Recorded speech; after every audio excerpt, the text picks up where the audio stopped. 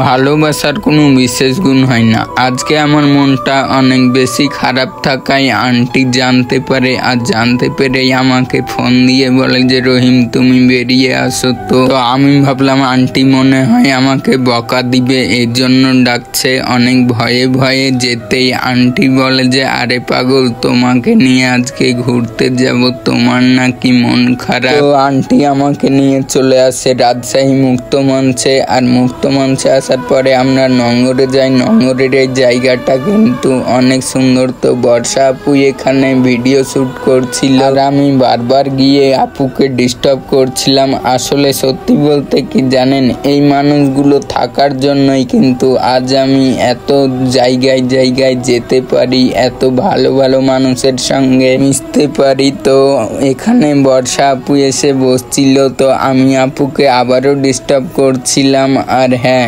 Aunty আমাকে এখানে একটু বকা দিচ্ছিল, কারণ বর্ষা আপুকে আমি অনেক ডিস্টার্ব করেছি। আপু রেগে গেছে। আমি জানি না, আল্লাহ মনে হয় এই মানুষগুলোকে আমার জীবনে ফেরেশতা করে পাঠিয়েছে, কারণ তাদের জন্যই আজ আমি এত ভালো আছি। আর আপনাদের কথা বলবো কি, আপনারা না থাকলে মনে হয় আমাকে কেউ ভালোবাসতো না। তো আই লাভ ইউ সবাইকে, কারণ আপনারা যদি না থাকতেন আমি এত ভালোবাসা পেতাম না। আমি চাই আপনারা সব সময় আমাদের পাশে থাকবে। যারা যারা নতুন আমার এই ভিডিওটা দেখছেন, অবশ্যই আমার আইডিটা ফলো দিবেন, আর ভিডিওটা একটা করে শেয়ার করে দিবেন। আপনাদের কাছে 2 টাকা 5 টাকা চাইছি না, একটা শেয়ার আর ভিডিওটা একটু দেখে যাবেন। জানেন, আমার না খুব ইচ্ছে বড় হয়েই একটা অনাথ আশ্রম, একটা এতিমখানা এবং একটা মাদ্রাসা খুলতে চাই। কারণ আমাদের সমাজে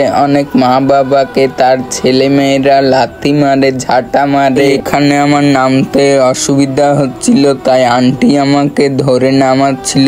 আপনারা আবার কেউ ভাববেন না এটা ওভার অ্যাক্টিং। আর এখানে এসে আমাদের মামা, জাতির মামা রোমান রেন্সের মতো উড়ে গিয়ে একটা ঘুষি মারলো, আর 800 তড়িক তুলতে পেরেছিল। তো এখান থেকে আমরা চলে যাই আবারও কিছু খাবার জন্য।